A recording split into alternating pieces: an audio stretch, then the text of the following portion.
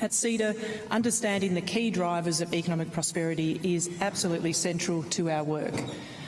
This paper lays out the necessary discussions that we think we need to be having as a nation to excel on the international stage. And as some of you will have heard me say around the room, I think the biggest challenge for us against the backdrop of moving so many of our industries and businesses moving further away from the frontier of technological and productivity excellence is actually to reverse that trend and think about how we can get more industries and more sectors right at the frontier of technology in the future.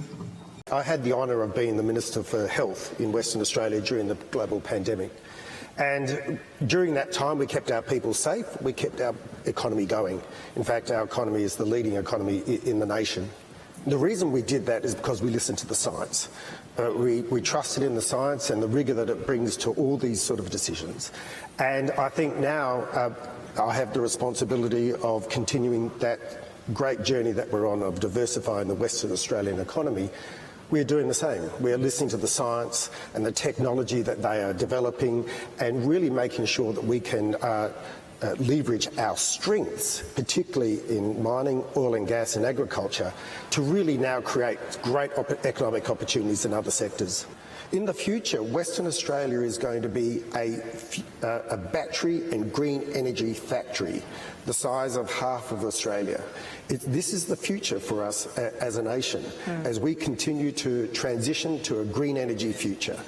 Batteries, critical minerals and all those elements that go into energy storage are in abundance. We have 80% of the world's lithium deposits in Western Australia. I think government and great organisations like CEDA have a really important role to play in bringing alive the opportunities that come with great collaboration. I see a lot of our mining and oil and gas companies at their very best, collaborating to come up with some great solutions which is elevating those industries, making them safer, making them more productive, really I think adding value to their outputs. Artificial intelligence, robotics, the use of IoT. And in that context, we also need to acknowledge that we operate in a globally connected world, very particularly a digital supply chain that connects us to the globe. And I think it's a realisation of some of those factors that's important as we think now about what is the composition of the Australian economy in future. Of course, the rate and pace of change of technology continues, and the Deputy Premier made some amazing comments earlier about the nature of our mining industry and how it's attracting talent from around the world.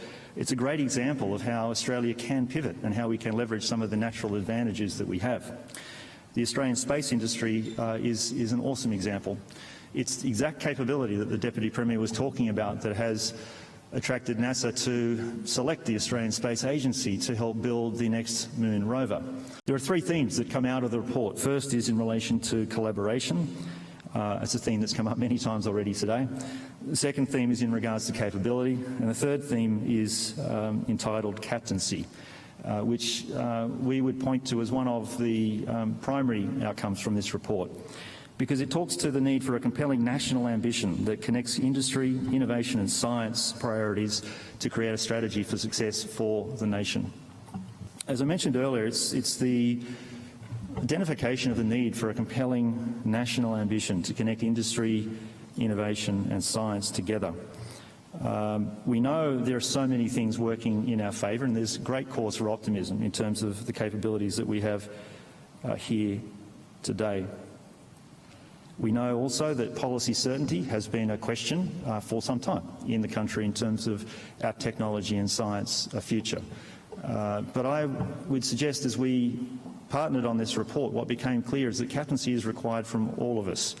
It is from every organisation, industry, academia, obviously our science agency and government together. We are all captains because it is the collective effort of each of us to take the lead, connect with each other that ultimately will determine the success of the outcome. So this is a real opportunity for us in Australia, and it can, though, at times be very easy to jump to. Wouldn't it be great to do something 3 or 4 steps down the value chain, when the first thing which gives us strategic competitive advantage in Australia is our minerals endowment. And so therefore continuing to develop, with good practices, our minerals endowment is the first most important thing we can do. I think there's valleys of debts, and we need to rebrand that language. It's not attractive to an academic to say, hey, fight with the university for 12 months and then go on a couple of valley of debts. It's a valley of opportunity, and we have to embrace it as a valley of opportunity. We need to find people to go on that journey with us, and we have to learn from that. And a lot of startups will fail. I mean, that's a fact. But we're growing an ecosystem, we're skilling up new workers, we're learning, and we collaborate. It's an unbelievably collaborative industry and space to be in. We engage with industry, we engage with government bodies, we work with CSIRO, the Grains Research Development Corp. Yesterday I was down in Orange, up to my knees in mud, dealing with farmers. Collaboration is what we do quite well at a university, but we need to understand, what KPIs everybody needs along that path to take research from university and have a commercial product which is going to be complex and create those commercial returns, which is going to be a long path. Things just about our culture. We're a very individualistic culture. We don't have the good of the many is more important than the good of the individual as a starting point. Our processes and our systems and our government frameworks are fragmented. We are a federation. The federal government doesn't do what the China central government does and just say this is the way that it will be. So we have to find a way to progress this with which we're comfortable. But at the same time, we need to recognise what are the things that might handicap our ability to get there.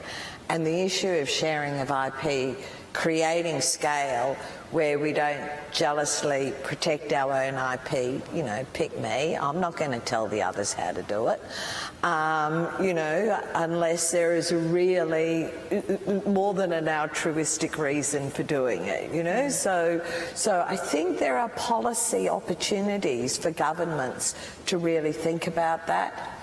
We looked at 37 different segments and how they were performing, and what that found is there's actually five of 37 that are clearly very successful, and some of them are ones that you would probably typically hear in economic narratives like medtech and biotech, but actually business software, enterprise software across the board is probably the most successful new industry we've built.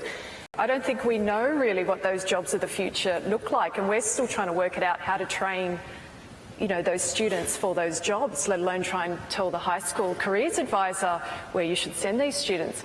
And so we have things like good internship placements into industry now. We need those programs to continue. We need industry partners to take on these students to show them what it looks like. What we've realised is when these industries and jobs have grown up so quickly in our economy and almost invisibly to some people, like how is someone in a school or sitting around the kitchen table going to know that that job is there in the economy and how to get into it? So it's like we have a role as an industry, I think, to actually fire up people's imagination and show them what's possible. And I think when you inspire people to do that, all the effort it takes to actually go out and get the job and train for it is something people will collectively do from the grassroots up. So I think if you apply that to innovation more broadly, there are some areas we should feel so excited about in our community.